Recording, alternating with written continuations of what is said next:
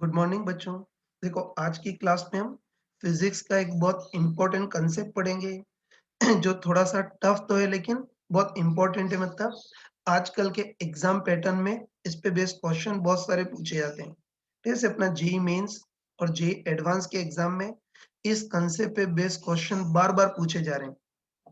और ध्यान रखना कि ये जो कंसेप्ट है उसका बहुत सारे चैप्टर में यूज होगा, जैसे कि electrostatic, geometrical optics, gravitation, sound wave और रेडिएशन का जो चैप्टर पढ़ेंगे उसमें भी इस कंसेप्ट का यूज होता है। तो इस कंसेप्ट को पढ़ लेते हैं, लेकिन इस कंसेप्ट को पढ़ने के पहले एक बार थोड़ा सा मैथमेटिकल पार्ट देख लेते हैं। मतलब हम देखते हैं कि अल्फा सेमीकोन एंगल सबटेंड करने वाला अगर कोई स्फेरिकल सरफेस हो तो उसका सरफेस एरिया कितना होगा वो एक बार निकाल लेते हैं हम। ठीक है, चलो इस बार मान लेते हैं कि कोई हॉलो स्फीयर है ना।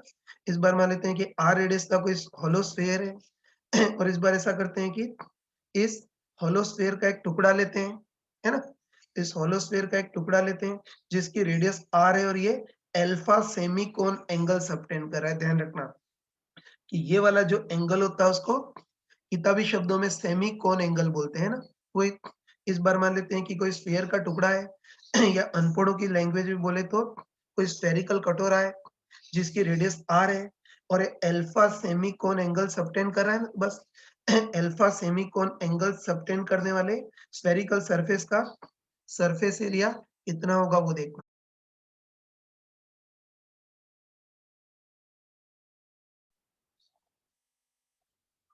हाँ बच्चों, हमको अल्फा सेमीकोन एंगल सबटेंड करने वाले कटोरे का ये स्फेरिकल सरफेस का एरिया निकालना है।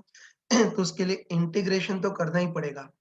ठीक है, तो तुम खुद बताओ कि कभी भी कोई होलो स्फेरिकल कटोरा हो या कभी भी कोई होलो स्फेयर हो, तो बताओ उसको ऐसे ऐसे बांटेंगे तो क्या बनेगी? बताओ, पतली पतली रिंग बनेगी, है ना। हम सोच सकते हैं कि कभी भी कोई होलो स्फेयर हो उसको ऐसे ऐसे बांटे तो पतली पतली रिंग बनेगी। ठीक है, तो ध्यान रखना, है ना। अच्छे ध्यान रखना कि हमेशा जो होलो स्फेरिकल सरफेस है उसको हम पतली पतली रिंग में डिवाइड करते हैं।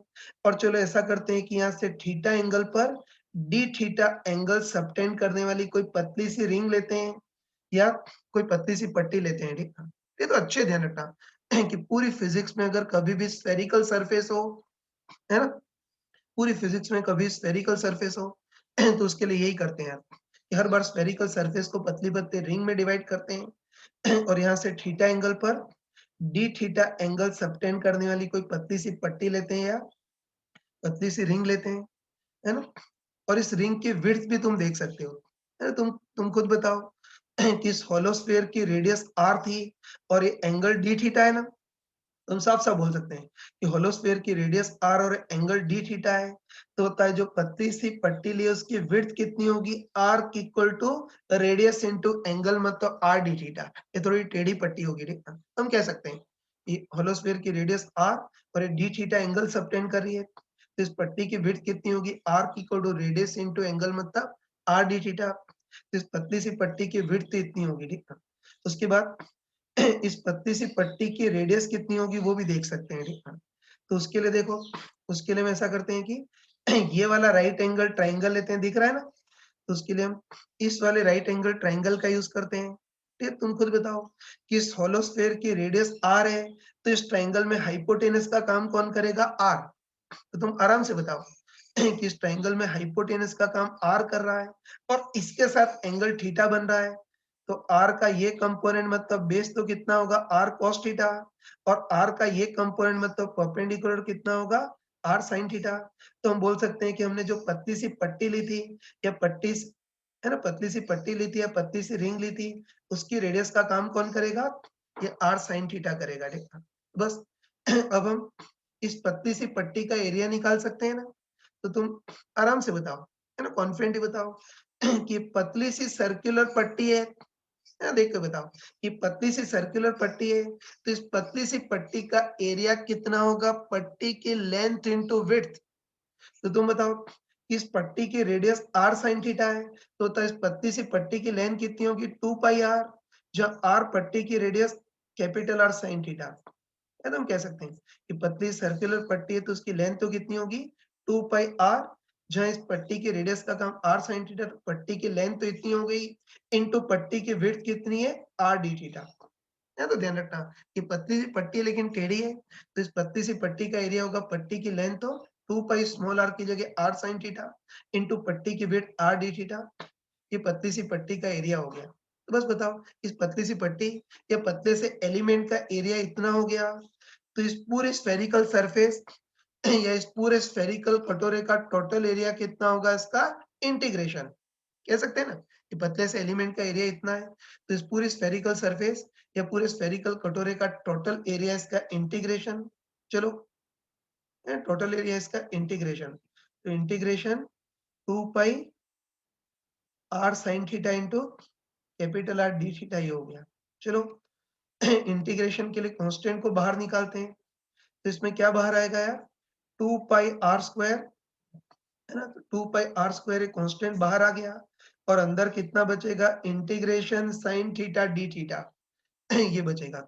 चलो लिमिट रख देते हैं, तो तुम खुद बताओ कि हम थीटा इस लाइन से मेजर कर रहे हैं ना, तो बताओ सबसे पहली पट्टी ये होगी जिसके लिए थीटा इक्वल टू 0 होगा, फिर थीटा इक्वल 10 डिग्री 20 डिग्री ऐसे करके लास्ट पट्टी ये होगी जिसके लिए थीटा इक्वल टू अल्फा होगा, है ना।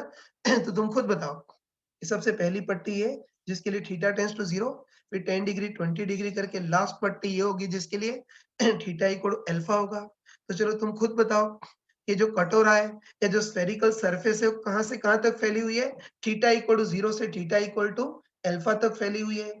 तो इसमें लिमिट भी थीटा इक्वल टू 0 से थीटा इक्वल टू अल्फा लेंगे। चलो इसका इंटीग्रेशन मैं अलग से कर लेता हूँ, है ना। तुम खुद बताओ कि sin थीटा d थीटा का इंटीग्रेशन कितना होता है, माइनस कॉस थीटा, और अब लिमिट रख देते हैं थीटा इक्वल टू 0 से थीटा इक्वल टू अल्फा।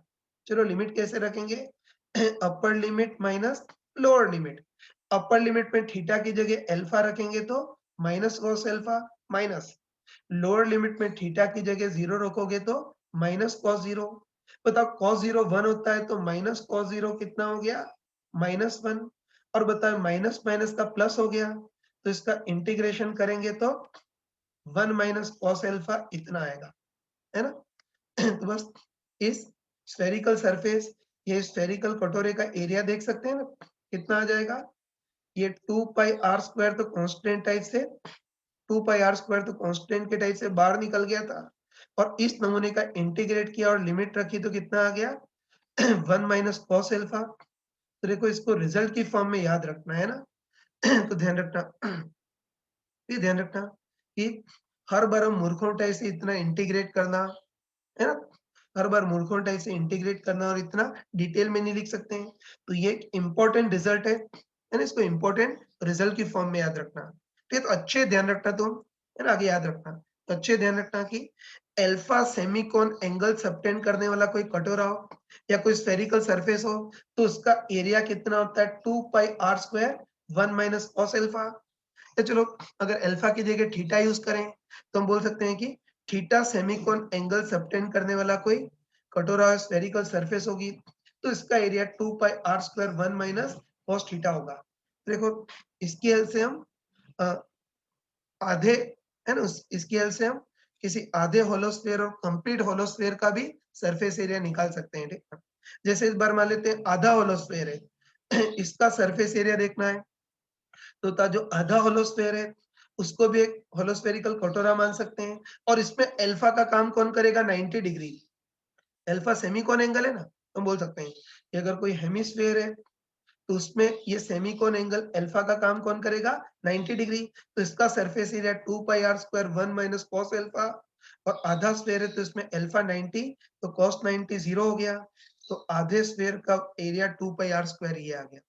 और ऐसे बताओ अगर कंप्लीट स्फेयर हो तो बताओ इसका सेमीकोन एंगल 180 डिग्री होगा, है ना। तुम खुद बताओ कि ये वाला पार्ट है इसका सेमीकोन एंगल, जैसे 60 डिग्री 70 डिग्री या 90 डिग्री, फिर 120 150, और अगर कंप्लीट स्फेयर हो तो इसका सेमीकोन एंगल कितना सबटेंड करेगा, 180 डिग्री। तो इसका भी सरफेस एरिया 2 पाई r square 1 minus cos alpha, और कंप्लीट स्फेयर है तो सेमीकोन एंगल 180 डिग्री होगा, cos 180 माइनस 1, और माइनस माइनस का प्लस हो गया, तो सॉल्व करेंगे तो कंप्लीट स्फीयर का एरिया 4 पाई आर स्क्वायर है, यहाँ से आता है। ऐसा नहीं कोई भगवान ने ऊपर से इसका एरिया बना करके हमको भेजा था। हाँ बच्चों, अब इसके रिजल्ट को अलग से लिख देता हूँ ताकि बार-बार ये कचरा नहीं करना पड़े, है ना? तो इस बार मान लेते हैं कि कोई थीटा एंगल, है ना, थीटा सेमीकोन एंगल सबटेंड करने वाला कोई कटोरा है, स्फेरिकल सरफेस है। बता अल्फा की जगह थीटा शब्द यूज कर सकता हूँ ना, है ना? तो इस बार मान लेते हैं कि थीटा सेमीकोन एंगल सबटेंड करने वाला कोई कटोरा है, स्फेरिकल सरफेस है। तो अभी देख लिया कि थीटा सेमीकोन एंगल सबटेंड।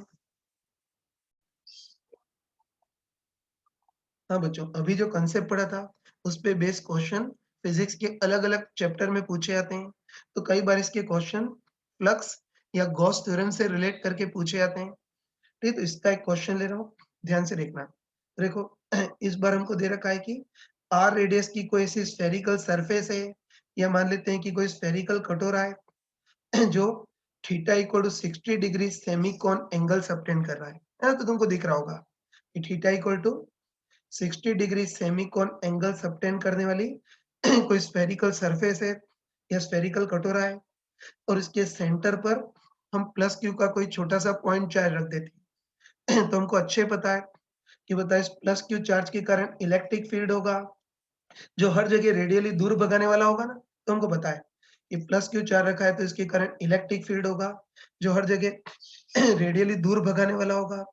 और तुम खुद देख सकते हो कि प्लस क्यू चार्ज का जो इलेक्ट्रिक फील्ड है वो स्फेरिकल सरफेस को या स्फेरिकल कटोरे वाली सरफेस को काटेगा, तो स्फेरिकल सरफेस से फ्लक्स निकलेगा। तो बस हमको ये पूछा है, हमको पूछा है कि प्लस क्यू के इलेक्ट्रिक फील्ड के कारण इस, है ना, प्लस क्यू के इलेक्ट्रिक फील्ड के कारण इस स्फेरिकल सरफेस या ये जो कटोरे वाली सरफेस है उससे निकलने वाला टोटल इलेक्ट्रिकल फ्लक्स कितना होगा वो देखना है ना? करते हैं इसको यार। तो हमको ये पूछा है कि इसके इलेक्ट्रिक फील्ड के कारण इस कटोरे से निकलने वाला टोटल इलेक्ट्रिकल फ्लक्स कितना होगा वो देखना है। तो तुम खुद बताओ कि ये अधूरी स्फेरिकल सरफेस है ना? तुम खुद बताओ कि ये कंप्लीटली अधूरी स्फेरिकल सरफेस है, इसलिए हम गॉस थ्योरम नहीं लगा पा रहे हैं ना।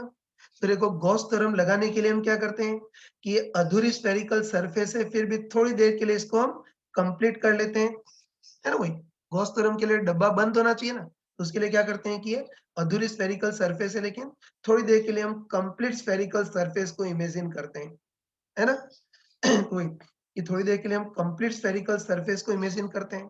तो तुम बताओ कि अगर कंप्लीट स्फेरिकल सरफेस होती, है ना, सोच के बताओ कि अगर कंप्लीट स्फेरिकल सरफेस होती तब तो गॉस थ्योरम से उससे फ्लक्स कितना निकलता, Q in by epsilon naught, मतलब क्यू बाय एप्सिलॉन नॉट, है ना? तो ये कर सकते हैं यार, ये कंप्लीट नहीं है फिर भी थोड़ी देर के लिए इमेजिन करते हैं कि कंप्लीट स्फेरिकल सरफेस है। तो हमको अच्छे पता है कि बताओ, है ना, हमको अच्छे पता है कि अगर कंप्लीट स्फेरिकल सरफेस हो तो उसका surface area 4 pi are square होता है, और कंप्लीट स्फेरिकल सरफेस से टोटल कितना फ्लक्स निकलेगा, Q in by epsilon naught, मतलब क्यू बाय एप्सिलॉन नॉट।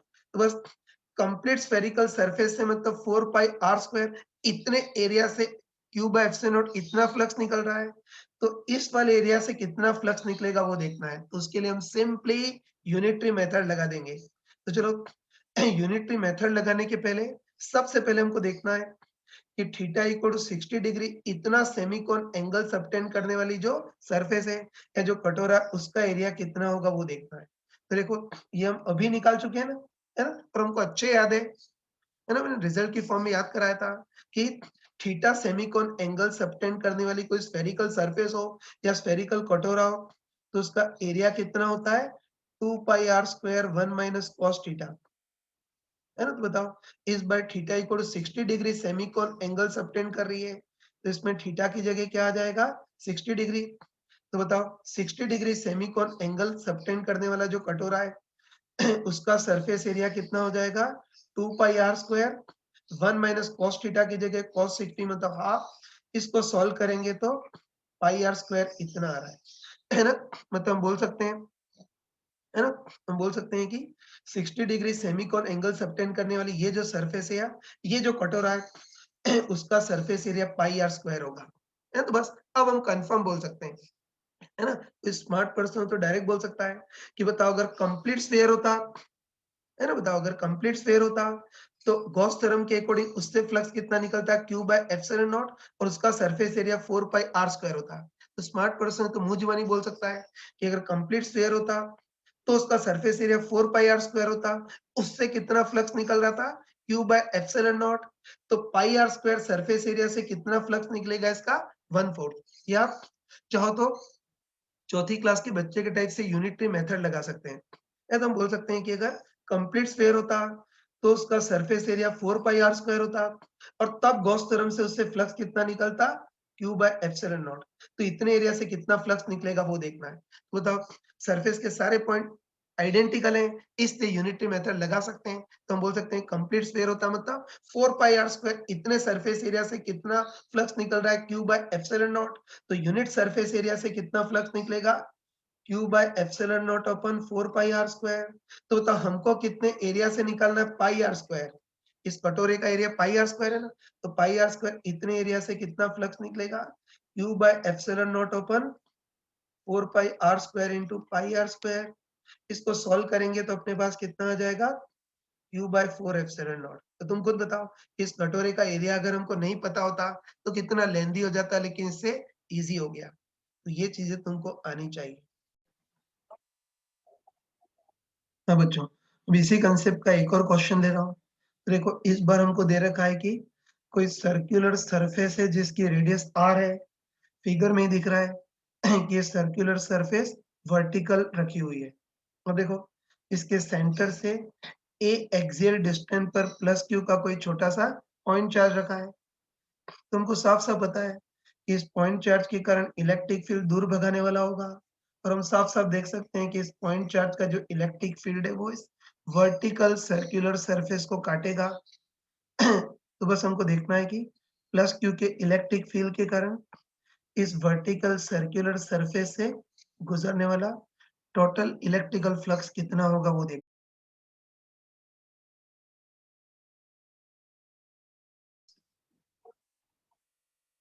हाँ बच्चों इसको करते हैं। तो ये हमको पूछा था कि प्लस क्यू के इलेक्ट्रिक फील्ड के कारण इस प्लेन सर्कुलर सरफेस से कितना फ्लक्स गुजरेगा ये पूछा था। ठीक है, तो देखो क्लास में तो हमने मूर्खों टाइप से इसको इंटीग्रेशन से किया था, लेकिन इस बार इसको हम थोड़ी सी चालाकी से कर सकते हैं। तो देखो उसके लिए पहले थोड़ी सी ज्योमेट्री लगाते हैं, है ना? इस पॉइंट को इससे मिला देते हैं, मतलब ऐसा राइट एंगल ट्रायंगल बनाते हैं। तो चलो ये तो तुम साफ-साफ देख सकते हो कि बता एक्सियल डिस्टेंस a है और इस सर्कुलर सरफेस की रेडियस स्मॉल r है।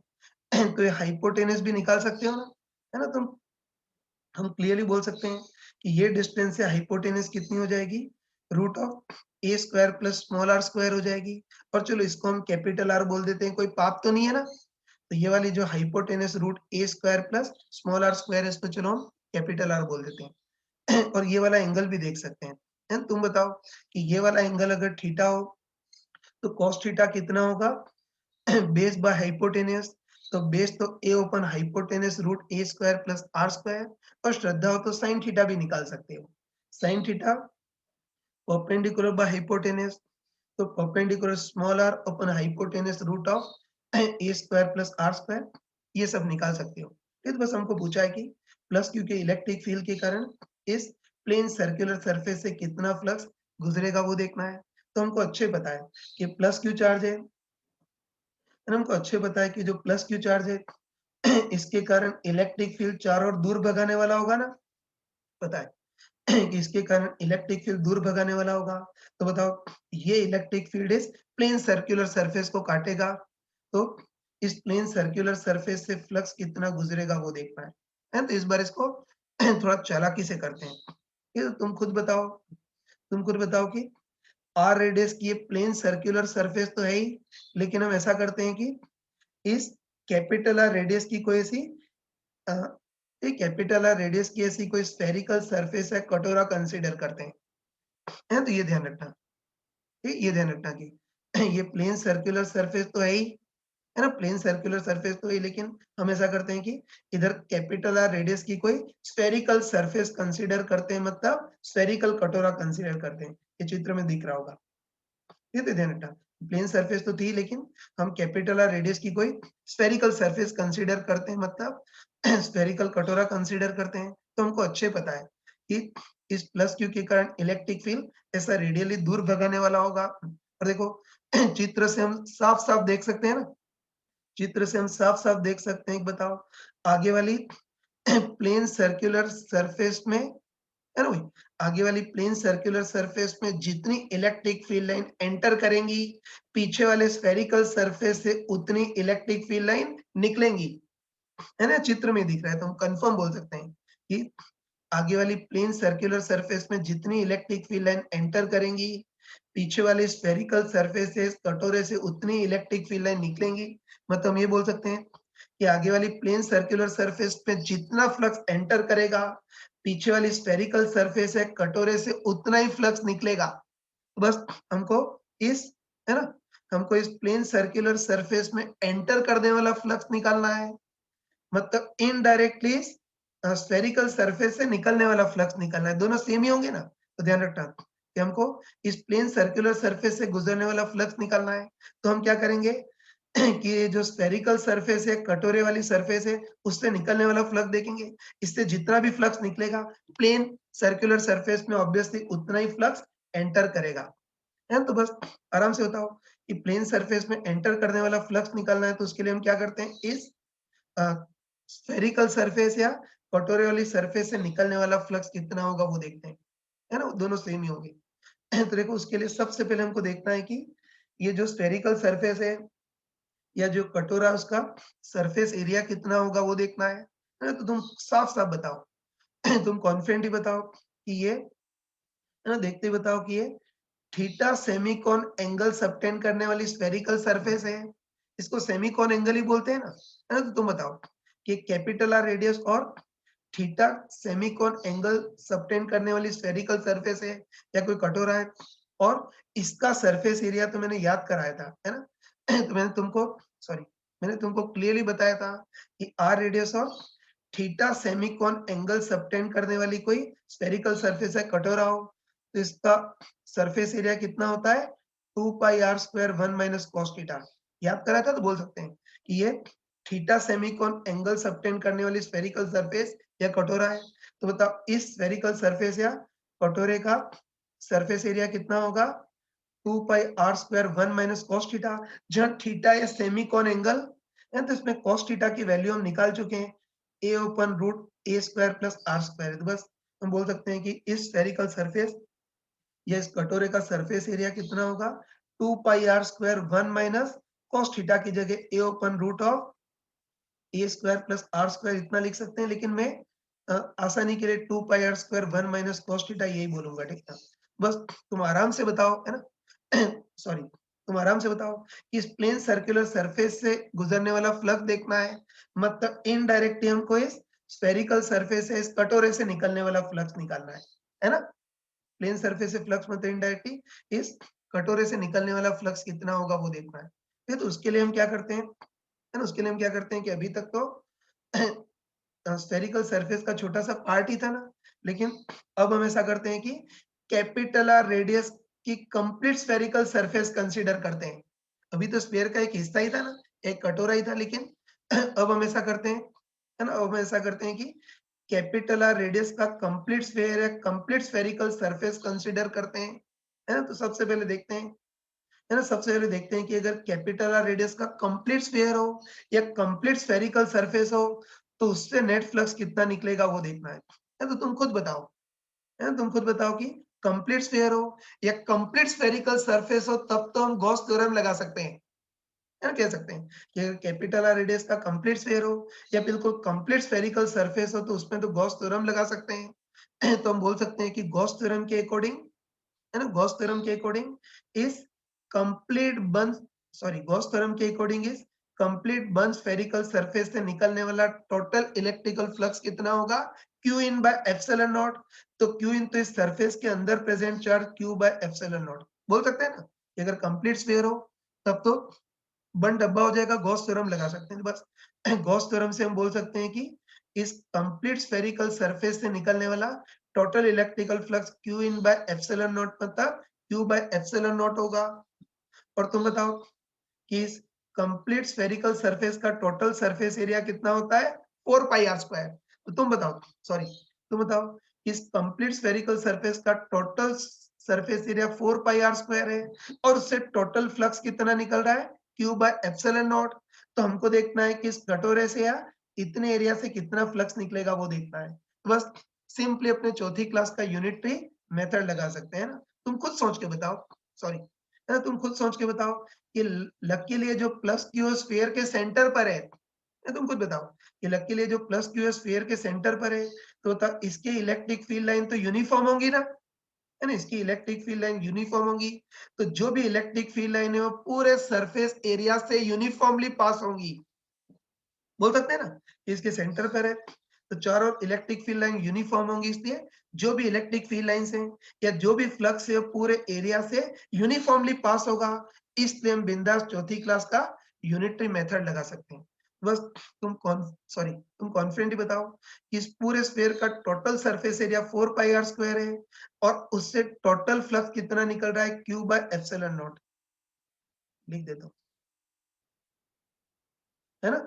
तो बस हम सिंपली यूनिटरी मेथड लगा सकते हैं, ठीक है। तो हम बोल सकते हैं कि पूरे स्फेरिक, है ना, अगर पूरा स्फेयर होता तो हम बोल सकते हैं कि अगर पूरा स्फेयर होता तो उसका total surface area 4 pi are square होता और उससे कितना फ्लक्स निकल रहा है, क्यू बाय एप्सिलॉन नॉट। तो बस हम बोल सकते हैं कि 4 पाई आर स्क्वायर इतने एरिया से कितना फ्लक्स निकल रहा है, क्यू बाय एप्सिलॉन नॉट।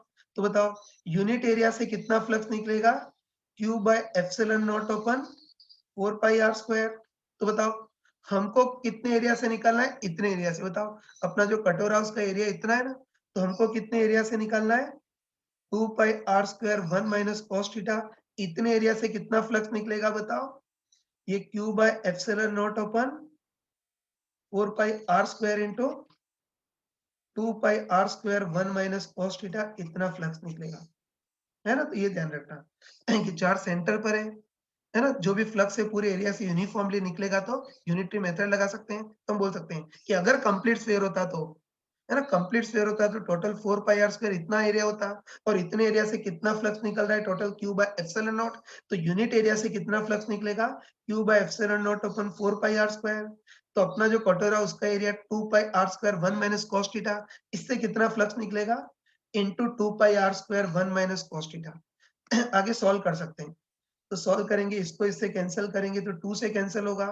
तो बताओ ये जो कटोरे वाला सरफेस है ना, जो कटोरे वाली सरफेस है उससे कितना फ्लक्स गुजरेगा, q by epsilon nought divide by 2 करोगे तो q by 2 epsilon nought 1 minus cos theta. और अब कॉस थीटा की value a upon root of a square plus r square, ये लिख सकते हैं। तो बस इस, है ना, ठीक है ना। तो हम बोल सकते हैं कि ये जो कटोरे वाली स्फेरिकल सरफेस है ना, ये जो कटोरे वाली स्फेरिकल सरफेस है उससे इतना फ्लक्स निकलेगा। बस साफ साफ बोल सकते हैं कि बताओ कटोरे वाली स्फेरिकल सरफेस से इतना फ्लक्स निकलेगा तो आगे वाली जो प्लेन सर्कुलर सरफेस है उसमें इतना ही फ्लक्स एंटर करेगा। तो बस हमको इस प्लेन सर्कुलर सरफेस से फ्लक्स पूछा था तो वो भी इतना ही होगा। कह सकते हैं ना यार कि वही कटोरे वाली कर्व स्फेरिकल सरफेस से इतना फ्लक्स निकल रहा है, तो ऑब्वियसली आगे वाली जो प्लेन सर्कुलर सरफेस है उसमें उतना ही फ्लक्स एंटर करा होगा। तो उससे गुजरने वाला फ्लक्स हमारे पास डायरेक्ट आ गया, ये Q by 2 epsilon nought 1 minus a upon root A square plus are square. अब याद करके बताओ कि पिछली क्लास में इसको इंटीग्रेशन से किया था तो कितना लेंदी हो गया था, लेकिन इस चालाकी से इजी हो गया।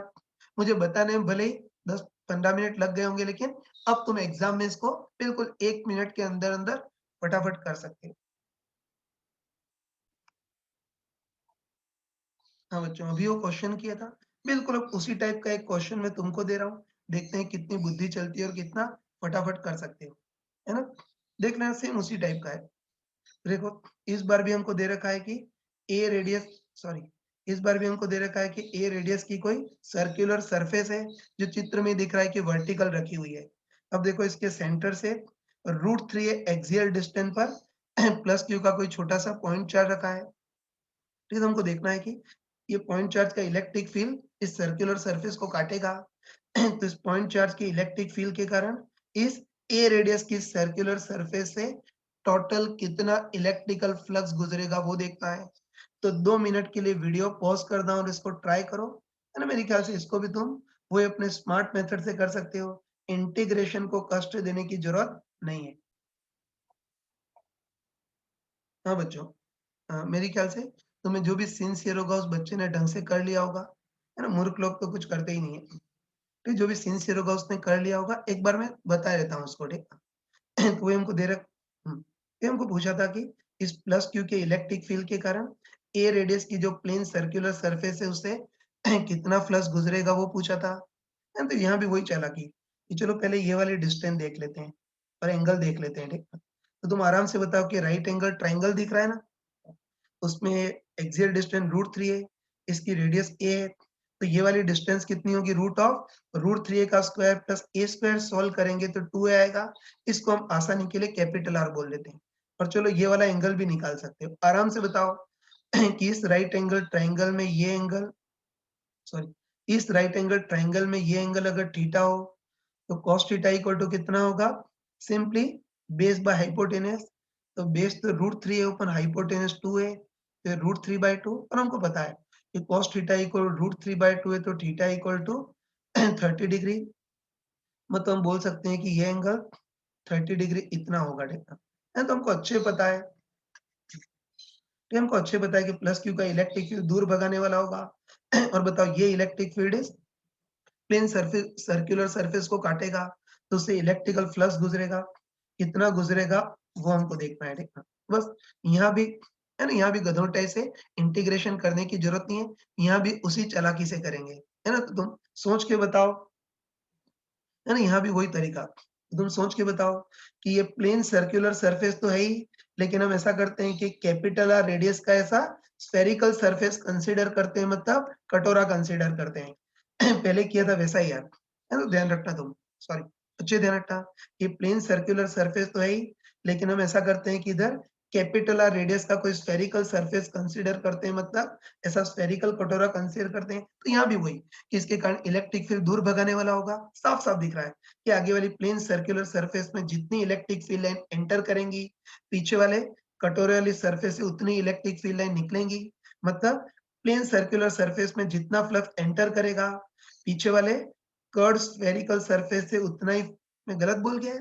वही कि आगे वाली प्लेन सर्कुलर सरफेस में जितना फ्लक्स एंटर करेगा, पीछे वाली कर्व्ड सरफेस है कटोरे से उतना ही फ्लक्स निकलेगा। बस प्लेन सर्कुलर सरफेस में एंटर करने वाला फ्लक्स निकालना है, मतलब इनडायरेक्टली हमको इस स्फेरिकल सरफेस है कटोरे से निकलने वाला फ्लक्स निकालना है ना? बस प्लेन सरफेस में एंटर करने वाला फ्लक्स मतलब इनडायरेक्ट इस कटोरे से निकलने वाला फ्लक्स निकालना है। तो उसके लिए सबसे पहले इस कटोरे का या इस स्फेरिकल सरफेस का एरिया कितना होगा वो देखना है। तो तुम खुद बताओ कि ये कैपिटल आर रेडियस की स्फेरिकल सरफेस है ना? कैपिटल आर रेडियस की स्फेरिकल सरफेस है, कटोरा है, जो कितना सेमीकोन एंगल सबटेंड कर रहा है? 30 डिग्री। मैंने चमका कर बताया था कि थीटा सेमीकोन एंगल सबटेंड करने वाली स्फेरिकल सरफेस या कटोरे का एरिया कितना होता है? 2 पाई r square 1 minus cos theta. तो बता इस बार इस कटोरे का एरिया कितना हो जाएगा? 2 पाई r square 1 minus cos theta की जगह 30 डिग्री, और हमको पता है cos 30 कितना होता है? √3/2। आगे एलसीएम लेकर के सॉल्व कर लेना, तो एलसीएम लेकर के सॉल्व करोगे तो ये कितना आएगा? पाई r स्क्वायर 2 माइनस √3। तो हम बोल सकते हैं कि 30 डिग्री सेमीकोन एंगल सबटेंड करने वाले स्फेरिकल सरफेस है कटोरे का area pi r square into 2 minus √3 इतना हो गया। तो बस प्लेन सरफेस से फ्लक्स निकालना है, मतलब इनडायरेक्टली हमको इस स्फेरिकल सरफेस या कटोरे से निकलने वाला फ्लक्स निकालना है। तो तुम बताओ कि इस बार ऐसा खुला हुआ कटोरा है ना? तो खुद बताओ इस बार कोई खुला हुआ कटोरा है या कोई अ, अधूरा स्फीयर है? सॉरी, ठीक है? इस बार कोई खुला हुआ कटोरा है, अधूरा स्फीयर है, इस पे गॉस थ्योरम नहीं लगा पा रहे हैं। तो गॉस थ्योरम लगाने के लिए हम क्या करते हैं? चलो ये भले ही अधूरा है लेकिन हम कैपिटल आर रेडियस के कंप्लीट स्फीयर को कंसीडर करते हैं।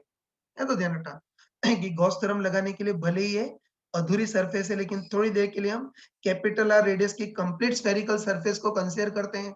और बताओ अगर एक कंप्लीट स्फेरिकल सरफेस होती तब तो गॉस थ्योरम लगा सकते हैं। तो वही गॉस थ्योरम के अकॉर्डिंग इस कंप्लीट स्फेरिकल सरफेस से निकलने वाला total flux q in by epsilon naught, मतलब q बाय एप्सिलॉन नॉट होगा, है ना? और बताओ इस कंप्लीट स्फेरिकल सरफेस का टोटल सरफेस एरिया कितना होगा? 4 पाई r स्क्वायर।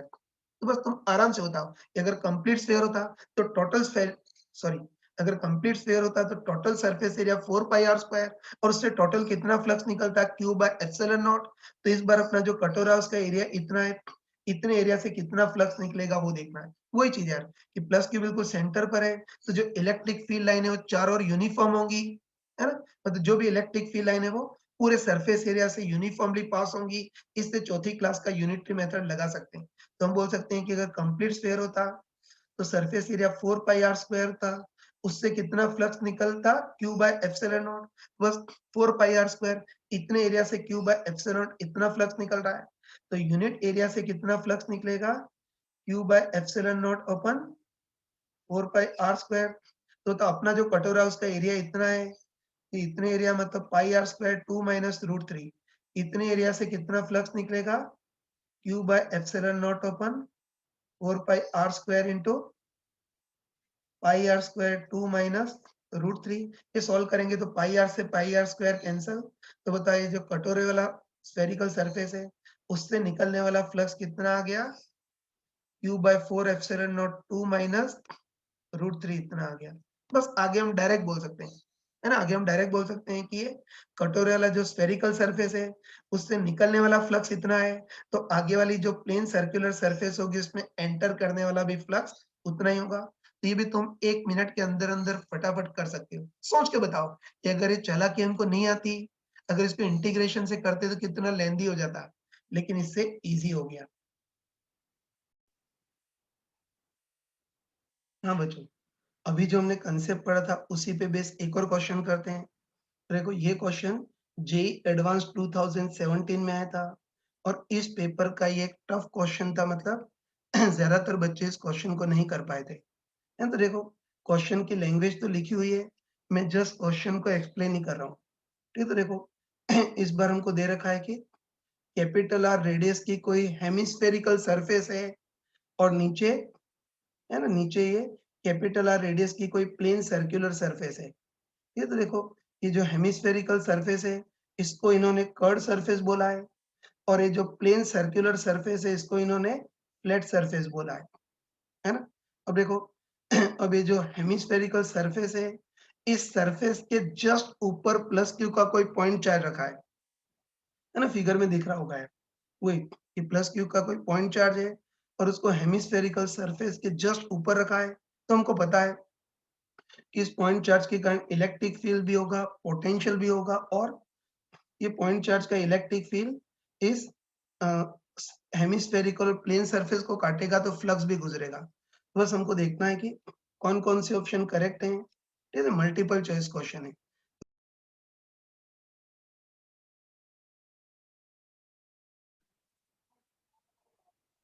हाँ बच्चों, वैसे तो टफ क्वेश्चन था लेकिन फिर भी कोई चालाक पर्सन हो तो उसमें कम से कम सिंपल सिंपल ऑप्शन को कर देगा, फिर भी इज्जत बचाने लायक मार्क्स आ जाएंगे। ठीक है, तो चलो पहले सिंपल ऑप्शन देखते हैं। तो आई थिंक ये सी ऑप्शन सिंपल दिख रहा है।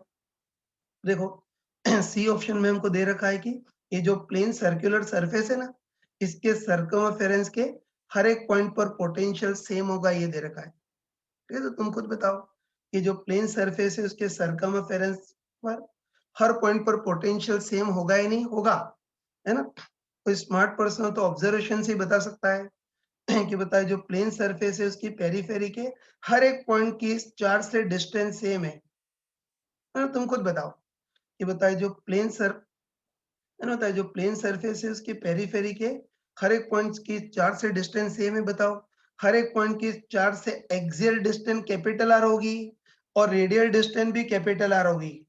बोल सकते हैं ना कि सर्कुलर सरफेस के पेरीफेरी के हर एक पॉइंट की इस पॉइंट चार्ज से एक्सियल डिस्टेंस भी कैपिटल आर होगी और ये रेडियल डिस्टेंस भी कैपिटल आर होगी, तो सीधी डिस्टेंस कितनी होगी रूट टू आर। और केवल इसी पॉइंट पे नहीं, बताओ इस सर्कमफेरेंस पर जितने भी पॉइंट है हर पॉइंट की axial distance capital R, radial distance भी कैपिटल आर, तो हर पॉइंट की इस पॉइंट चार्ज से सीधी डिस्टेंस रूट टू आर होगी। तो सर्कमफेरेंस के जितने भी पॉइंट है हर पॉइंट की इस पॉइंट चार्ज से डिस्टेंस सेम है तो पोटेंशियल भी सेम होगा और कितना होगा के क्यू ओपन है सीधी डिस्टेंस रूट टू आर। तो सी ऑप्शन करेक्ट है ना? सी ऑप्शन करेक्ट है कि जो प्लेन सरफेस है उसकी पेरीफेरी के हर एक पॉइंट पर पोटेंशियल सेम होगा और k q upon root two r होगा।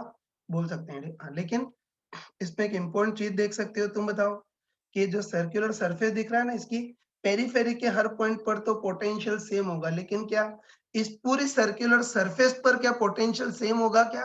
नहीं होगा। तुम खुद बताओ कि सर्कुलर सरफेस का जो मिडिल पॉइंट है, ये तो पॉइंट चार्ज के सबसे ज़्यादा पास है, तो यहाँ पोटेंशियल सबसे ज़्यादा होगा। अगर थोड़ा दूर देखेंगे, तो इसकी पॉइंट चार्ज से डिस्टेंस ज़्यादा है, तो पोटेंशियल कम होगा। इधर पोटेंशियल और कम, इधर और कम, इस टाइप से होगा। तो बस पक्का बोल सकते हैं कि जो प्लेन सर्कुलर सरफेस है, उसकी केवल सर्कमफेरेंस पर ही पोटेंशियल सेम होगा। बाकी सरफेस के अंदर वाले पॉइंट पर पोटेंशियल सेम नहीं होगा। तो सी ऑप्शन तो सही है। अब उसमें बी ऑप्शन भी थोड़ा सिंपल दिख रहा है। चलो इस बी ऑप्शन को देखते हैं। हम्म, ठीक है, तो इस बी ऑप्शन को देखते हैं। तो देखो, बी ऑप्शन में है ना, बी ऑप्शन में हमको दे रखा है कि ये जो प्लेन सरफेस है ना, प्लेन सरफेस के हर एक पॉइंट पर इलेक्ट्रिक फील्ड का नॉर्मल कंपोनेंट, मतलब इलेक्ट्रिक फील्ड का वाई कंपोनेंट सेम होगा। तो बताओ, ये जो प्लेन सर्कुलर सरफेस दिख रही है, उसके हर हर एक पॉइंट पर क्या इलेक्ट्रिक फील्ड का वर्टिकल कंपोनेंट सेम होगा क्या? बिल्कुल नहीं होगा यार, है ना। कॉमन सेंस से बोल सकते हो कि बताओ, ये जो सर्कुलर सरफेस है, उसके मिडिल पॉइंट की बात करें, है ना, इस सर्कुलर सरफेस के मिडिल पॉइंट की बात करें, तो जो मिडिल पॉइंट है, उसकी चार्ज से डिस्टेंस सबसे कम है, तो मिडिल पॉइंट पर इलेक्ट्रिक फील्ड सबसे ज्यादा होगा। और बताओ, मिडिल पॉइंट पर पूरा पूरा इलेक्ट्रिक फील्ड वाई डायरेक्शन में, तो यहाँ इलेक्ट्रिक फील्ड का वाई कंपोनेंट सबसे ज्यादा होगा, है ना। बताओ, ऐसे बताओ, इधर वाले कोई पॉइंट लें, तो तुम बताओ कि ये जो पॉइंट है, उसकी चार्ज से डिस्टेंस ज्यादा है, तो इलेक्ट्रिक फील्ड कम होगा। और बता, इलेक्ट्रिक फील्ड कम होगा, तो इलेक्ट्रिक फील्ड का vertical component E cos theta तो और कम होगा, है ना। तो बस कंफर्म बोल सकते हैं कि जो पूरी सर्कुलर सरफेस है, उसके हर एक पॉइंट पर इलेक्ट्रिक फील्ड का वर्टिकल कंपोनेंट सेम नहीं होगा, है ना। यहाँ इलेक्ट्रिक फील्ड का वर्टिकल कंपोनेंट सबसे ज्यादा होगा, यहाँ वर्टिकल कंपोनेंट कम होगा, या और कम, इस टाइप से होगा। तो बस इलेक्ट्रिक फील्ड का नॉर्मल या वर्टिकल कंपोनेंट सेम होगा, ऐसा दे रखा है, तो गलत है, ठीक है। लेकिन तुम सोच के बताओ कि अभी इस पूरी सरफेस पे पूछा था, तो पूरी सरफेस पर तो इलेक्ट्रिक फील्ड का वर्टिकल कंपोनेंट सेम नहीं, डिफरेंट होगा। लेकिन बताओ, अगर पूछता, अगर पूछता कि जो सर्कुलर सरफेस है, उसके सरकमफेरेंस या पेरीफेरी वाले हर एक पॉइंट पर इलेक्ट्रिक फील्ड का वर्टिकल कंपोनेंट, तब सेम होता, है ना। तुम देख सकते हो, बताओ, प्लस क्यू के कारण पेरीफेरी वाले किसी पॉइंट पर इलेक्ट्रिक फील्ड कितना होगा? A plus Q upon root two are का स्क्वायर इतना होगा। और सब जगह इलेक्ट्रिक फील्ड की वैल्यू सेम होगी, और ये एंगल 45 है, तो ये भी 45, तो इलेक्ट्रिक फील्ड का vertical component k q upon root two are का स्क्वायर इंटू कॉस 45। तो बस सब जगह, है ना, सर्कमफेरेंस के हर पॉइंट पर इलेक्ट्रिक फील्ड का वर्टिकल कंपोनेंट उतना ही होगा। तो याद रखना कि सर्कमफेरेंस के तो हर पॉइंट पर इलेक्ट्रिक फील्ड का नॉर्मल कंपोनेंट सेम होगा, लेकिन सरफेस पर सेम नहीं होगा। तो बी ऑप्शन गलत हो गया। चलो, अब ए ऑप्शन देखते हैं। फिर देखो, ए ऑप्शन में हमको पूछा है कि ये हेमिस्फेरिकल सरफेस और प्लेन सरफेस अगर दोनों को कंबाइन कर दें, है ना, तो बस hemispherical surface plus plane surface, इससे निकलने वाला total electrical flux q by epsilon nought होगा, वो देखना है कितना होगा, वो देख सकते हो ना। ये तो वही ए ऑप्शन में, ए ऑप्शन में हमको पूछा है कि spherical surface plus plane circular surface, है ना। तो एक hemispherical surface plus plane circular surface, इन दोनों से निकलने वाला टोटल इलेक्ट्रिकल फ्लक्स कितना होगा, वो देखना है। तो चलो, तुम स्मार्टली बताओ कि hemispherical surface plus plane circular surface, इन दोनों को कंबाइन कर देंगे तो डब्बा बंद हो जाएगा ना। तो देख सकते हैं, है ना, कि hemispherical surface plus plane circular surface, इन दोनों को अगर कंबाइन करेंगे तो एक बिल्कुल क्लोज सरफेस हो गया। तो बताओ, इसमें तो गॉस थ्योरम लगा सकते हैं। फिर हम बोल सकते हैं कि गॉस थ्योरम के अकॉर्डिंग इस पूरे क्लोज सरफेस से निकलने वाला total electrical flux Q in by epsilon not होता है।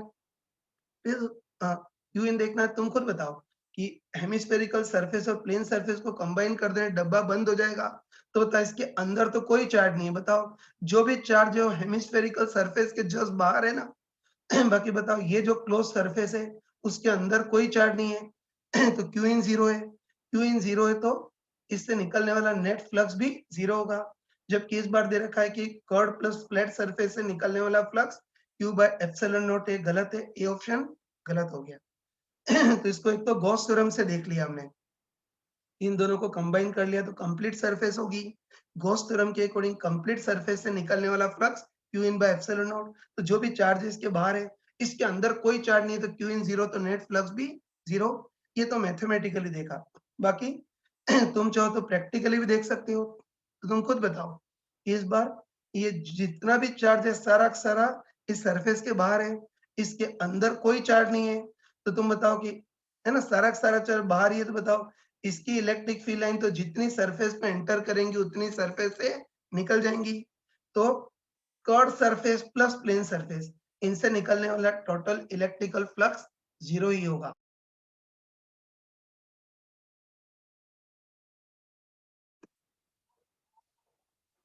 हाँ बच्चों, इसमें सबसे जो टफ ऑप्शन डी है उसको देखते हैं। तो देखो डी पार्ट में हमको पूछा है कि प्लस क्यू के इलेक्ट्रिक फील्ड के कारण केवल इस हेमिस्फेरिकल सरफेस से गुजरने वाला रिजल्टेंट फ्लक्स कितना होगा वो देखना है।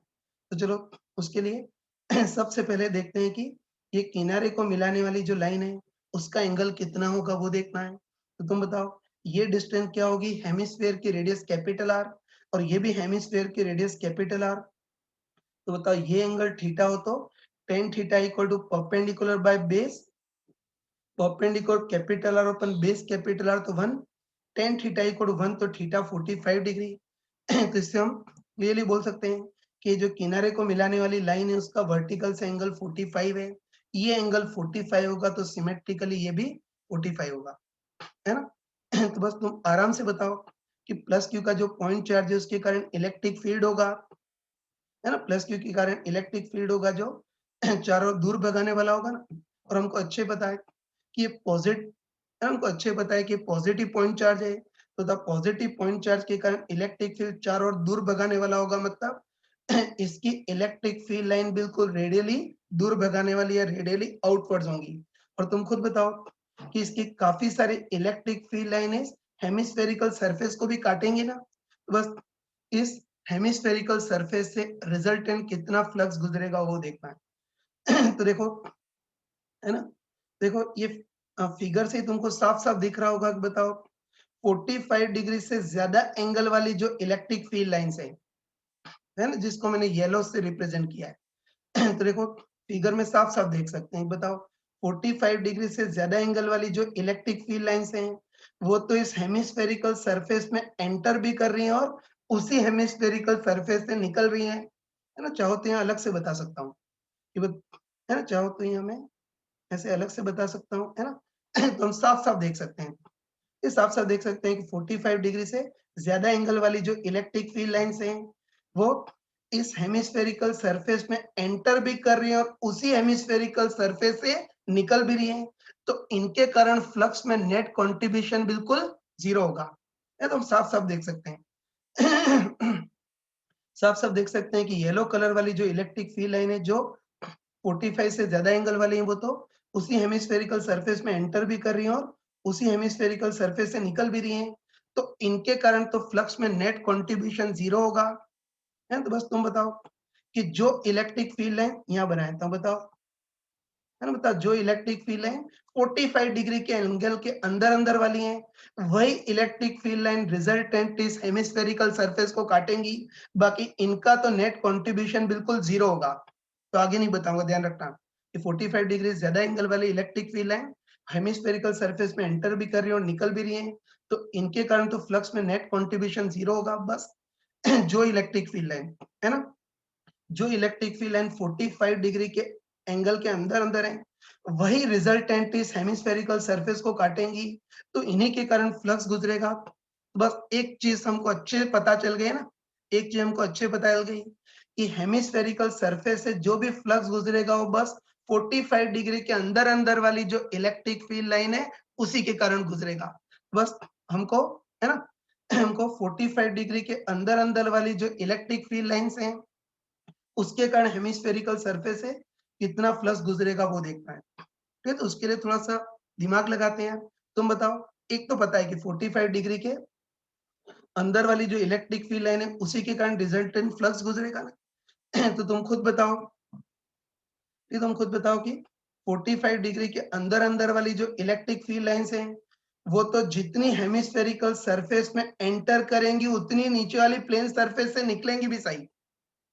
है ना? तो हम ये बोल सकते हैं कि 45 डिग्री एंगल के अंदर-अंदर वाली जो इलेक्ट्रिक फील्ड लाइन्स हैं, वो तो जितनी हेमिस्फेरिकल सरफेस में एंटर करेंगी, उतनी नीचे वाली प्लेन सरफेस से निकलेंगी।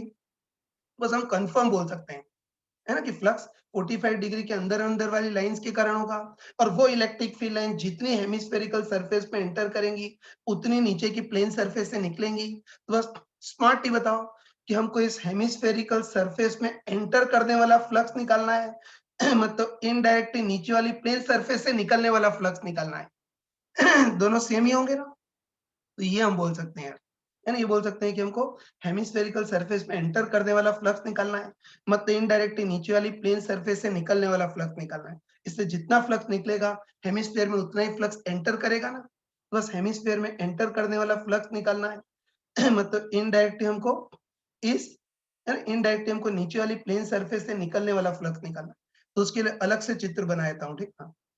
हैं, तो अभी हेमिस्फीयर को तो भूल ही जाते हैं। हमको तो इनडायरेक्टली नीचे वाली जो प्लेन सर्कुलर सरफेस है उससे निकलने वाला फ्लक्स निकालना है, ठीक है ना? तो बस तुम आराम से बताओ, कि बताओ ये वाली भी डिस्टेंस कैपिटल आर थी, ये भी डिस्टेंस कैपिटल आर थी, तो बताओ ये डिस्टेंस कितनी हो जाएगी? √2r हो जाएगी और √2r को चलो मैं शॉर्ट फॉर्म में स्मॉल r ही बोल देता हूँ, ठीक है? और बताओ ये जितनी भी इलेक्ट्रिक फील्ड लाइन है वो कितना सेमीकोन एंगल सबटेंड कर रही है?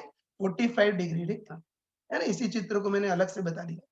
तो बस हमको इनडायरेक्टली देखना है कि प्लस क्यू के इलेक्ट्रिक फील्ड के कारण ये जो 45 डिग्री एंगल सबटेंड करने वाली जो प्लेन सरफेस है, उससे कितना फ्लक्स निकलेगा वो देखना है। और बताओ, ये चीज तो हम पहले कई बार कर चुके हैं ना, ये चीज तो पहले हम 2-3 बार कर चुके हैं। तो देखो उसके लिए हम क्या करते हैं, इस प्लेन सरफेस से फ्लक्स निकालना टफ है ना? प्लेन सरफेस से फ्लक्स निकालना टफ है, तो हम ऐसा करते हैं कि यहाँ स्मॉल आर रेडियस की कोई स्फेरिकल सरफेस कंसीडर करते हैं। पहले कर चुके हैं ना, तो ध्यान रखना। इस प्लेन सरफेस से फ्लक्स निकालना टफ है, तो हम क्या करते हैं यहाँ, है ना? हम क्या करते हैं, स्मॉल आर रेडियस का कोई स्फेरिकल सरफेस कंसीडर करते हैं, स्फेरिकल कटोरा कंसीडर करते हैं। और मुझे चित्र को बिगाड़ने की जरूरत नहीं, तुम साफ-साफ देख सकते हो, है ना? तुम साफ-साफ देख सकते हो कि बताओ, इस प्लेन सरफेस में जितना फ्लक्स एंटर करेगा, नीचे वाले कटोरे वाले सरफेस से उतना ही फ्लक्स निकलेगा। तो सब हमको प्लेन सरफेस में एंटर करने वाला फ्लक्स निकालना है, मतलब इनडायरेक्टली इस कटोरे से निकलने वाला फ्लक्स निकालना है, ठीक है? तो उसके लिए क्या करते हैं कि हम अधूरे स्फीयर की जगह चलो थोड़ी देर के लिए स्मॉल आर रेडियस का कंप्लीट स्फीयर कंसीडर करते हैं, है ना? तो वही इस अधूरे स्फीयर की जगह हम स्मॉल आर रेडियस का कंप्लीट स्फीयर कंसीडर करते हैं। तो तुम खुद बताओ कि बताए जो सॉरी, तुम खुद बताओ कि अगर एक कंप्लीट स्फीयर होता तब तो गॉस थ्योरम लगा सकते हैं ना? तो बताओ गॉस थ्योरम के अकॉर्डिंग, है ना? गॉस थ्योरम के अकॉर्डिंग इस कंप्लीट स्फीयर से निकलने वाला फ्लक्स कितना होगा? q in by epsilon not, q इन की जगह q बाय एप्सिलॉन नॉट। और बताओ ये जो कंप्लीट स्फीयर है उसका टोटल सरफेस एरिया कितना है? 4 पाई r स्क्वायर। ये बोल सकते हैं कि अगर कंप्लीट स्फीयर होता तो गॉस थ्योरम से उससे निकलने वाला flux q bye epsilon not और उसका टोटल सरफेस एरिया 4 पाई r स्क्वायर होता। बस 4 पाई r स्क्वायर, इतने एरिया से इतना फ्लक्स निकल रहा है, तो हमको देखना है कि ये वाला जो एरिया है उससे कितना फ्लक्स निकलेगा। उसके लिए पहले हमको ये वाला एरिया देखना होगा, है ना? मतलब 45 डिग्री सेमीकोन एंगल सबटेंड करने वाले इस कटोरे का एरिया देखना है। तो ये तो मैंने क्लास में याद कराया था कि कभी भी ऐसा स्फेरिकल टुकड़ा हो या कटोरा हो तो उसका एरिया कितना होता है बताओ? 2 पाई r square 1 minus cos theta. बस बताइए जो कटोरे वाला पार्ट है उसका एरिया कितना होगा? 2 पाई r square 1 minus cos theta. Theta क्या होता है? सेमीकोन एंगल 45 डिग्री। तो बताओ इस कटोरे का एरिया 2 पाई r square 1 minus cos theta है, cos 45 1 बाय √2 इतना आ गया, है ना? तो बस अब तुम आराम से बताओ कि अगर कंप्लीट स्फीयर होता तो टोटल सरफेस एरिया 4 पाई r स्क्वायर होता, उससे flux q bye epsilon not निकल रहा है, तो इतने एरिया से कितना फ्लक्स निकलेगा वो देखना है। बस तुम आराम से बताओ, ये जो प्लस क्यू चार्ज है वो बिल्कुल बीच में है, मतलब जो भी इलेक्ट्रिक फील्ड लाइन है वो पूरे सरफेस से यूनिफॉर्मली निकल रही है, तो सिंपली यूनिटरी मेथड लगा सकते हैं। तो हम बोल सकते हैं कि अगर कंप्लीट स्फीयर होता तो surface area 4 pi are square होता, तो उससे कितना फ्लक्स निकलता, क्यू बाय एप्सिलॉन नॉट। तो होता यूनिट सरफेस एरिया से कितना फ्लक्स निकलेगा, Q by epsilon not upon 4 pi small R square. तो बताओ हमको कितने एरिया से निकालना है, 2 pi are square 1 minus 1 by root 2। बताओ इतने एरिया से कितना फ्लक्स निकलेगा, बताओ Q by epsilon not upon 4 pi are square into 2 pi are square 1 minus 1 by root 2। आगे सॉल्व कर लोगे ना, ये पाई आर स्क्वायर से पाई आर स्क्वायर कैंसिल हो जाएगा, है ना। तो ये सॉरी 2 पाई आर स्क्वायर के 2 पाई आर स्क्वायर कैंसिल हो जाएगा, तो इसको सॉल्व करोगे तो कितना आएगा, q by 2 epsilon nought into 1 minus 1 by root 2। सही है ना, है ना। तो यूनिटरी मेथड लगाएंगे तो हमको पता चल गया कि जो कटोरे जैसा पार्ट है ना, जो कटोरे जैसा पार्ट है उससे टोटल कितना फ्लक्स निकलेगा, Q by 2 epsilon nought into 1 minus 1 by root 2। बस तुम आराम से बताओ कि नीचे वाले कटोरे से इतना फ्लक्स निकलेगा, तो ये जो प्लेन सरफेस है उसमें उतना ही फ्लक्स उसमें भी इतना एंटर करेगा, ठीक है। तुम बोल सकते हैं कि कटोरे से इतना फ्लक्स निकलेगा तो प्लेन सरफेस में उतना ही फ्लक्स एंटर करेगा। और अब वापस यहाँ जाते हैं, तो तुम बताओ कि हमने ये चीज निकाल ली कि प्लस क्योंकि इलेक्ट्रिक फील्ड के कारण प्लेन सरफेस से कितना फ्लक्स निकलेगा, बताओ Q by 2 epsilon nought into 1 minus 1 by root 2। बस तुम बताओ कि नीचे वाली प्लेन सरफेस से इतना फ्लक्स निकलेगा, तो ऊपर वाले जो हेमिस्फेरिकल सरफेस है उसमें उतना ही फ्लक्स एंटर करेगा। तो बोल सकते हैं कि ऊपर वाला जो हेमिस्फेरिकल सरफेस है उसमें कितना फ्लक्स एंटर करेगा, वो भी q by 2 epsilon nought 1 minus 1 by root 2। लेकिन ये एंटर करने वाला फ्लक्स है, एंटर करने वाला फ्लक्स है, इसीलिए साइन के साथ नेगेटिव लिखा है, ये ध्यान रखना। बाकी ये वाला फ्लक्स तो 45 डिग्री एंगल तक है, लेकिन उसके बाद वाली जो लाइन होंगी वो उसी स्फेरिकल सरफेस में एंटर करेंगी और उसी निकल जाएंगी। तो येलो कलर की जो इलेक्ट्रिक फील्ड लाइन है वो बिल्कुल निकम्मी होंगी, उससे कोई फ्लक्स नहीं गुजरेगा। ये टफ था, मुझे बताने में टाइम लग गया, लेकिन तुमको 3-4 मिनट में इसको हो जाना चाहिए, ठीक है। तो घर पे जाकर के एक बार खुद इसको ट्राई करना, तब रियल कॉन्फिडेंस आएगा और मान के चलना कि क्वेश्चन वापस तुम्हारे कहीं ना कहीं पूछा जा सकता है। हाँ बच्चों, अभी जो हमने कंसेप्ट पढ़ा था ना, उस पे बेस कई बार क्वेश्चन ज्योमेट्रिकल ऑप्टिक्स के पूछे आते हैं। तो देखो, इस क्वेश्चन की लैंग्वेज तो मैंने लिख दी है, मैं जस्ट क्वेश्चन एक्सप्लेन ही कर रहा हूँ। तो देखो इस है ना, इसमें हमको दे रखा है कि कोई तालाब है जिसमें वाटर भरा हुआ है और वाटर का रिफ्रैक्टिव इंडेक्स 4/3 दे रखा है और ऑब्वियसली बाहर का मीडियम तो एयर ही होगा। अब देखो, अब हम ऐसा करते हैं कि वाटर सरफेस से एज गहराई पर हम, है ना, वाटर सरफेस से एज गहराई पर हम लाइट का बहुत छोटा सा कोई पॉइंट सोर्स रखते हैं, मतलब इधर कोई छोटा सा बल्ब रखते हैं।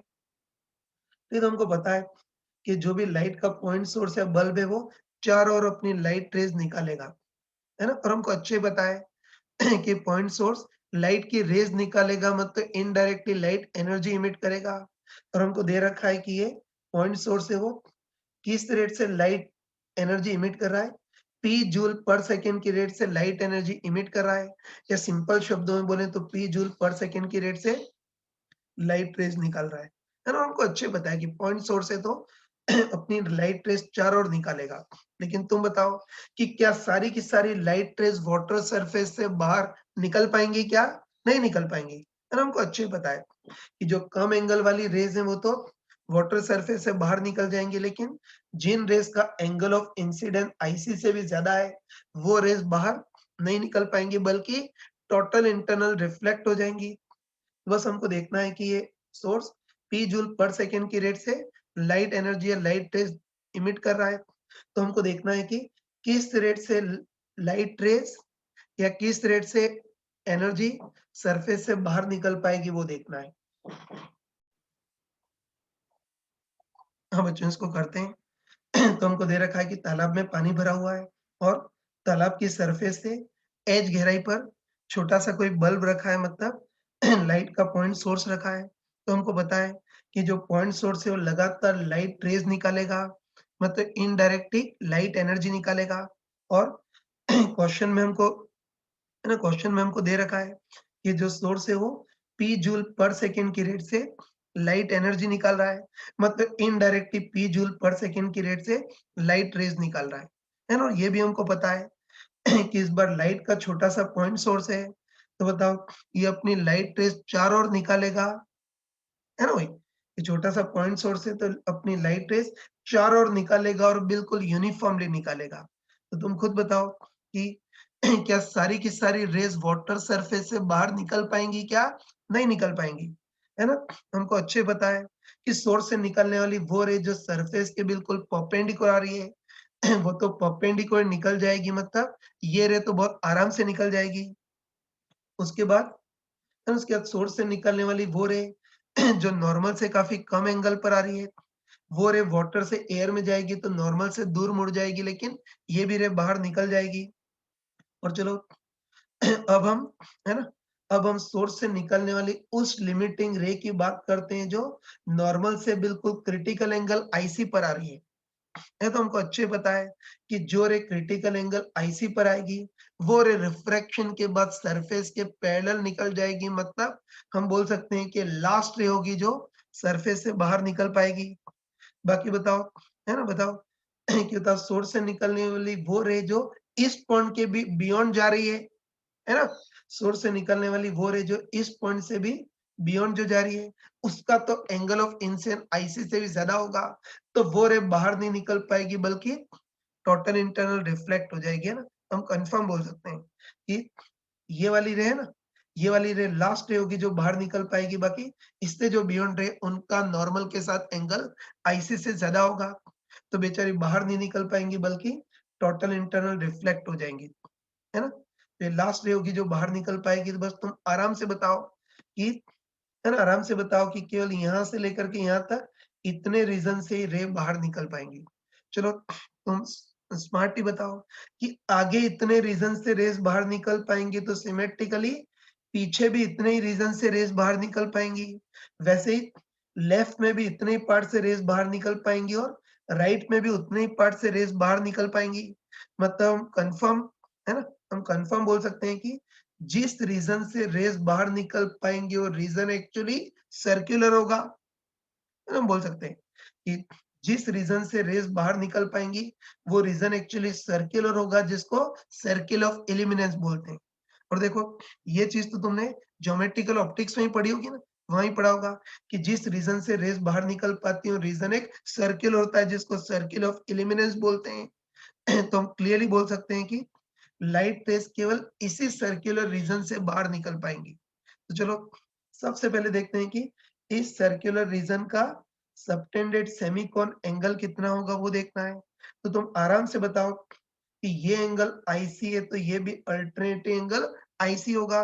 जहाँ आईसी क्रिटिकल एंगल है तो हमको अच्छे पता है कि क्रिटिकल एंगल आईसी हो तो साइन आईसी कितना होता है, एन कम अपन एन ज्यादा, तो होता एन कम तो 1 अपन एन ज्यादा 4/3, है ना? पता होगा कि साइन आईसी होता है एन कम अपन एन ज़्यादा, तो एन कम तो 1 अपन एन ज़्यादा 4/3। इसको सॉल्व करेंगे तो साइन आईसी 3/4। आगे हमको कॉस आईसी की भी ज़रूरत पड़ेगी, तो हमको पता है कि बता साइन आईसी 3/4 है, तो कॉस आईसी कितना होगा, √1 माइनस साइन स्क्वायर आईसी, जहाँ साइन आईसी की वैल्यू 3/4 रखोगे और इसको सॉल्व करोगे तो कॉस आईसी अपने पास √7/4 आ जाएगा। तो हम कह सकते हैं कि क्रिटिकल एंगल आई अगर आईसी हो तो साइन आईसी तो 3/4 और कॉस आईसी ये √7/4 ये हो गया, है ना? तो बस हमको अच्छे पता है ना, हमको अच्छे पता है कि लाइट रे केवल इसी सर्कुलर रीजन से ही बाहर निकल पाएगी, बाकी से नहीं निकल पाएगी ना। तो हमको होता है कि लाइट रे केवल इसी सर्कुलर रीजन से बाहर निकल पाएगी। तो हमको देखना है कि, फिर हमको देखना है कि इस सर्कुलर रीजन से कितनी लाइट रेज़ बाहर निकल पाएँगी वो देखना है। तो देखो ये तो फिगर थोड़ा-सा उलझ गया है। मैं एक बार अलग से यहाँ चित्र बना दिया देखना।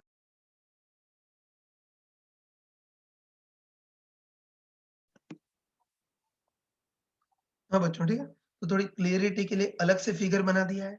तो ये हमको दे रखा है कि लाइट का कोई पॉइंट सोर्स है और हमको पता है कि पॉइंट सोर्स है तो अपनी लाइट रेज़ चारों ओर निकालेगा और बिल्कुल यूनिफ़ॉर्मली निकालेगा। तो हमको देखना है कि उनमें से कितनी लाइट रेज़ इस सर्कुलर रीजन से गुज़रेंगी वो देखना है। तो तुम खुद बताओ कि ये वाला पार्ट तो बिल्कुल फ्लक्स जैसा हो गया ना यार, है ना? तुम खुद बताओ कि फ्लक्स वाले पार्ट पे हम इस सर्कुलर रीजन से गुजरने वाली इलेक्ट्रिक फील्ड लाइन या फ्लक्स निकालते थे, वैसे ही इस बार हमको है ना, वैसे इस बार हमको इस सर्कुलर रीजन से गुजरने वाली लाइट रेज़ देखनी है। तो बताओ, ये वाला पार्ट फ्लक्स वाले क्वेश्चन के बिल्कुल सिमिलर है, तो उसमें हम फ्लक्स के सिमिलर ही उसी तरीके से करेंगे, है ना? तो तुम स्मार्टली बताओ, स्मार्टली बताओ कि हमको इस सर्कुलर सरफेस से गुजरने वाली लाइट रेज़ है ना? हमको इस सर्कुलर सरफेस से गुजरने वाली लाइट रेज़ देखनी है। तो उसके लिए हम क्या करते हैं कि सर्कुलर सरफेस तो है ही, लेकिन हम ऐसा करते हैं कि आर रेडियस की कोई सी स्फेरिकल सरफेस कंसीडर करते हैं। फ्लक्स में भी वैसे ही करते थे ना, यहाँ भी वैसे ही करेंगे। ये सर्कुलर सरफेस तो है ही, लेकिन ऐसा करते हैं कि आर रेडियस की कोई ऐसी स्फेरिकल सरफेस कंसीडर करते हैं, ठीक है? और तुम कॉमन सेंस से बताओ कि सर्कुलर सरफेस से जितनी लाइट रेज़ गुजरेंगी, इस स्फेरिकल सरफेस से भी उतनी ही लाइट रेज़ गुजरेंगी। है ना? हम देख सकते हैं कि सर्कुलर सरफेस से जितनी लाइट रेज़ गुजरेंगी, बाद में इस स्फेरिकल सरफेस या स्फेरिकल कटोरे से भी उतनी लाइट रेज़ निकलेंगी। तो बस तुम बताओ कि हमको इस सर्कुलर सरफेस से गुजरने वाली लाइट रेज़ देखनी है, मतलब इनडायरेक्टली स्फेरिकल सरफेस से गुजरने वाली लाइट रेज़ देखनी है। तो चलो, उसके लिए सबसे पहले इस स्फेरिकल रीजन या स्फेरिकल कटोरे का एरिया देख लेते हैं। ठीक है, तो देखो ये चीज मैंने चमका करके याद कराई थी कि थीटा सेमीकोन एंगल सबटेंड करने वाली कोई स्फेरिकल सरफेस हो या स्फेरिकल कटोरा हो, तो उसका area 2 pi are square 1 minus cos theta होता है। तो इस बार आईसी एंगल्स सॉरी इस बार आईसी सेमीकोन एंगल सबटेंड करने वाला कटोरा है, तो इसका एरिया कितना होगा? 2 pi are square 1 minus cos theta की जगह आईसी, और कॉस आईसी की वैल्यू निकाल चुके हैं ना? बताओ, कॉस आईसी की वैल्यू हम क्या रख सकते हैं? √7/4 रख सकते हैं। तो बस इससे अपने पास है स्फेरिकल सरफेस है, इस कटोरे का एरिया आ जाएगा। आगे सॉल्व कर लोगे? डायरेक्ट बता रहा हूँ। इसको सॉल्व करोगे तो इस स्फेरिकल रीजन या स्फेरिकल कटोरे का एरिया अपने पास आ जाएगा पाई आर स्क्वायर 4 माइनस √7/2, है ना? तो स्फेरिकल सरफेस या स्फेरिकल कटोरे का एरिया कितना आ गया? तो बस तुम आराम से बताओ ना, तुम आराम से बताओ कि हाँ, तुम आराम से बताओ कि हमको इस सर्कुलर रीजन से गुजरने वाली लाइट रेज़ देखनी है, मतलब इनडायरेक्टली स्फेरिकल सरफेस से गुजरने वाली लाइट रेज़ देखनी है। तो उसके लिए वही वाला तरीका लगाएँगे। एक बताओ, अभी तो अधूरी स्फेरिकल सरफेस थी, है ना? अभी तो अधूरी स्फेरिकल सरफेस थी, लेकिन चलो अब हम ऐसा करते हैं कि आर रेडियस की कंप्लीट स्फेरिकल सरफेस को कंसीडर करते हैं, है ना वही? तो अभी अधूरी स्फेरिकल सरफेस थी, लेकिन अब ऐसा करते हैं कि आर रेडियस की कंप्लीट स्फेरिकल सरफेस को कंसीडर करते हैं। तो तुम आराम से बताओ, है ना? तुम आराम से बताओ कि अगर आर रेडियस की है ना, आर रेडियस की कंप्लीट स्फेरिकल सरफेस होती, तो उसका टोटल सरफेस एरिया कितना होता? 4 पाई आर स्क्वायर, और उससे टोटल कितनी लाइट एनर्जी निकल रही होती? पी। कह सकते हैं ना कि अगर कंप्लीट स्फीयर होता, तो उसका total surface area 4 pi are square होता। और बताओ, इस पूरे स्फीयर से टोटल कितनी लाइट एनर्जी निकल रही होती? पी जूल पर सेकंड की रेट से। बस हमको देखना है कि हमको देखना है कि इतने सरफेस एरिया से कितनी लाइट एनर्जी निकलेगी, वो देखना है। बस तुम आराम से बताओ कि जो भी सोर्स से अपनी लाइट रे चारों ओर यूनिफॉर्मली निकाल रहा है, इससे चौथी क्लास का यूनिटरी मेथड लगा सकते हैं। तो बस है ना, हम लिख सकते हैं। चौथी क्लास के बच्चे टाइप से लिख सकते हैं कि बताओ, अगर कंप्लीट स्फीयर होता तो उसका surface area 4 pi are square होता, और बताओ उससे टोटल कितनी एनर्जी निकलती? पी जितनी लाइट एनर्जी निकलती। तो बस हम बोल सकते हैं कि 4 पाई आर स्क्वायर इतने एरिया से पी जितनी लाइट एनर्जी निकल रही है, तो बताओ यूनिट एरिया से कितनी लाइट एनर्जी निकलेगी? P upon 4 pi are square. तो हमको कितने एरिया से निकालना है? पाई आर स्क्वायर 4 माइनस √7/2 इतने एरिया से। तो बताओ इतने एरिया से कितनी लाइट एनर्जी निकलेगी? P upon 4 pi are square into ये पाई आर स्क्वायर 4 माइनस √7/2 इतनी होगी। सॉल्व कर लेंगे नहीं? पाई आर स्क्वायर से पाई आर कैंसल, है ना? पाई आर स्क्वायर से पाई आर स्क्वायर कैंसल। तो बताओ इतने एरिया से कितनी लाइट एनर्जी निकलेगी यार? ये आ जाएगा अपने पास पी 4 माइनस √7/8 इतना जूल पर सेकंड की रेट से लाइट एनर्जी निकलेगी। है, तो हम बोल सकते हैं कि ये वाली जो स्फेरिकल सरफेस है या स्फेरिकल कटोरा, उससे किस रेट से लाइट एनर्जी निकलेगी? P इंटू 4 - √7/8 जूल पर सेकेंड, इस रेट से लाइट एनर्जी निकलेगी। है तो बस आगे वही लॉजिक लगाएंगे यार, है ना? आगे वही लॉजिक लगाएंगे कि बताओ स्फेरिकल सरफेस से इतनी लाइट एनर्जी निकलेगी, तो ऑब्वियसली नीचे वाला जो सर्कुलर रीजन है उससे भी उतनी लाइट एनर्जी गुजरेगी।